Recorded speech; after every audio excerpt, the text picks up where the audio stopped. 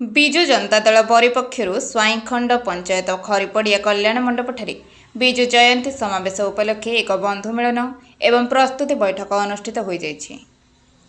ଏହି ବୈଠକ ଓ କର୍ମୀ ସମ୍ମିଳନୀରେ ସାମନ୍ତରାପୁର ପଞ୍ଚାୟତର ପୂର୍ବତନ ସରପଞ୍ଚ ରବି ସାହୁଙ୍କ ସଭାପତିତ୍ୱରେ ବରି ବ୍ଲକ ପୂର୍ବତନ ବିଜେଡି ସଭାପତି ଶେଖ ସଫିଉଦ୍ଦିନ, ବରି ପଞ୍ଚାୟତ ସମିତି ସଭ୍ୟ ଶ୍ରୀ ସଞ୍ଜୀବ ଜେନା, ପୂର୍ବତନ ବରି ବ୍ଲକ ଅଧ୍ୟକ୍ଷା ଭାରତୀ ବେହେରା, ଅଧ୍ୟକ୍ଷ ନୀଳମଣି ସାମଲ, ପୂର୍ବତନ ଅତଲାପୁର ସରପଞ୍ଚ ପ୍ରଫୁଲ୍ଲ ସାହୁ ପ୍ରମୁଖ ଯୋଗଦେଇ ଆଗାମୀ ବିଜୁ ଜୟନ୍ତୀ ପାଇଁ ବିଭିନ୍ନ କାର୍ଯ୍ୟକ୍ରମ ବିଷୟରେ ଆଲୋଚନା କରିଥିଲେ।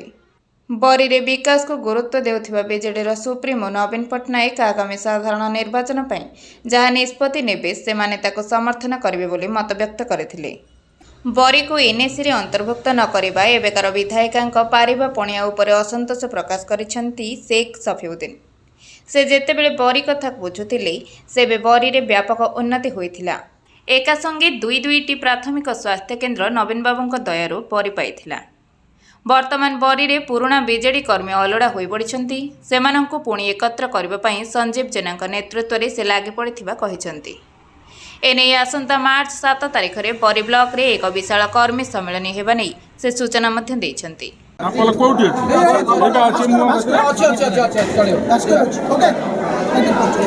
ମୁଁ ସଞ୍ଜୀବ କୁମାର ଜେନା, ବରି ଗ୍ରାମ ପଞ୍ଚାୟତର ସମିତି ସଭ୍ୟ ଏବଂ ଗୋଟେ ଛୋଟିଆ କର୍ମୀଟେ ବିଜୁ ଜନତା ଦଳ।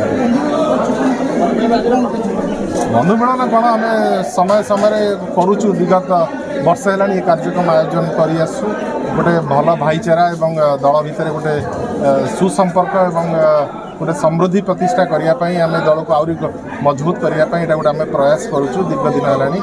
ନବୀନ ବାବୁଙ୍କର ବାର୍ତ୍ତାକୁ ଆହୁରି ଲୋକମାନଙ୍କ ପାଖରେ ପହଞ୍ଚାଇବା ଏବଂ ସେମାନଙ୍କର ଯେଉଁ ଲୋକମାନଙ୍କ ଲୋକାଭିମୁଖୀ କାର୍ଯ୍ୟକୁ ଆଉ ଟିକେ ତ୍ୱରାନ୍ୱିତ କରିବା ପାଇଁ ଆମର ଏଇଟା ଗୋଟେ ପ୍ରୟାସ।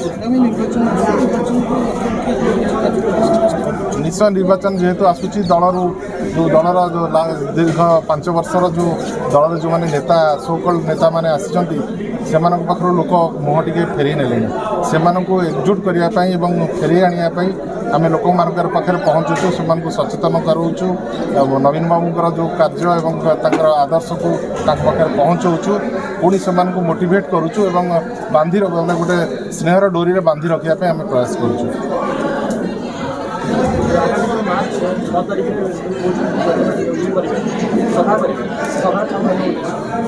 ସଭାର ଉଦ୍ଦେଶ୍ୟ ଯେଉଁମାନେ ଦଳରୁ ଅବହେଳିତ ଅବସ୍ଥାରେ ଅଛନ୍ତି, ମୁହଁ ଫେରେଇ ନେଇଛନ୍ତି, ସେଇଭଳି ଯେଉଁ କର୍ମୀମାନେ ଅଛନ୍ତି ବିଜୁ ଜନତା ଦଳ, ସେମାନଙ୍କୁ ପୁଣି ଆମେ ମୁଖ୍ୟ ସ୍ରୋତକୁ ଫେରେଇ ଆଣିବୁ ଏବଂ ନବୀନ ବାବୁଙ୍କୁ ଆହୁରି ବିପୁଳ ପରିମାଣ ସଂଖ୍ୟାରେ ନବୀନ ବାବୁଙ୍କର ହାତ ମୁଠାକୁ ମଜବୁତ କରିବା ପାଇଁ ଆମେ ପ୍ରୟାସ କରିବୁ।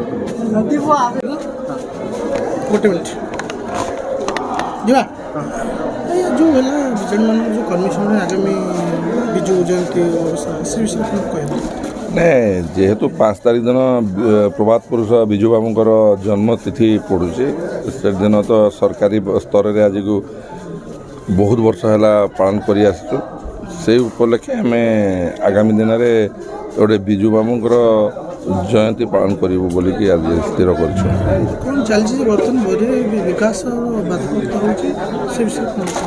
ନାଇଁ, ବରି ବିକାଶ ତ ଆପଣମାନଙ୍କ ପାଖରେ ଅଛି, ସାଧାରଣ ଲୋକଙ୍କ ପାଖରେ ଅଛି। ମୁଁ ଏବେ କହୁଥିଲି ପରା, ଏନ୍ଏସି 34ଟା ଏନ୍ଏସି ଓଡ଼ିଶାରେ ହେଲେ ପୁରା ଜିଲ୍ଲାରେ ସବୁ ଜାଗାରେ ହେଇସାରିଥିଲେ ମଧ୍ୟ କିନ୍ତୁ ବରି ହେଇପାରିଲାନି। ଏଇଟା ଦୁଃଖଦାୟକ କଥା। କର୍ମୀମାନଙ୍କୁ ନେଇ କ'ଣ କେମିତି କାର୍ଯ୍ୟପନ୍ଥା ରହିବ? ନାଇଁ, ଯେତେ ପୁରୁଣା ବିଜୁ ଜନତା ଦଳର କର୍ମୀ ଯେଉଁମାନେ ଅଲୋଡ଼ା ହେଇକି ଅଛନ୍ତି ସମସ୍ତଙ୍କୁ ଗୋଟେ ଜାଗାରେ ରଖି ମାନ୍ୟବର ମୁଖ୍ୟମନ୍ତ୍ରୀଙ୍କର ନିର୍ଦ୍ଦେଶ କ୍ରମେ ଯାହାକୁ ପ୍ରାର୍ଥୀ ଦେବେ ଆମେ ତାହାଙ୍କୁ ନେଇକି ଆଗାମୀ ଦିନରେ ବିଜୁ ଜନତା ଦଳ ହିଁ କର୍ମୀଙ୍କୁ ନେଇ ବିଜୁ ଜନତା ଦଳ ନେତାକୁ ନିର୍ବାଚିତ କରିବୁ। ବିଜେଡ଼ିର ଜଣେ ସକ୍ରିୟ ନେତା ମଧ୍ୟ ଥିଲେ ଆଗାମୀ ଦିନରେ, ଏବେ ମଧ୍ୟ ଅଛନ୍ତି। ଆଗାମୀ ଦିନରେ ବିଜେଡ଼ିର ପରିସ୍ଥିତି ବରିରେ କ'ଣ କେମିତି? ନାଇଁ, ମାନ୍ୟବର ମୁଖ୍ୟମନ୍ତ୍ରୀ ଯାହା ଚିନ୍ତା କରୁଛନ୍ତି, ଆମର ଯେଉଁ ସାଂଗଠନିକ ସମ୍ପାଦକ ପ୍ରଣବ ପ୍ରକାଶ ଦାସ ସେ ମଧ୍ୟ ତାକୁ ଚିନ୍ତା କରୁଛନ୍ତି କ'ଣ ହେଇପାରିବ, ବରିରେ ସର୍ବାଧିକ ଭୋଟରେ କେମିତି ଜିତିପାରିବୁ ଆମେ, ସେଥିପାଇଁ ଆମେ ପ୍ରୟାସ କରୁଛୁ। ସତ୍ୟଜିତ ବେହେରା ଓ ସୁରେଶ କରଙ୍କ ରିପୋର୍ଟ, ଓଡ଼ିଶା ଏକାମ୍ର ଲାଇଭ୍।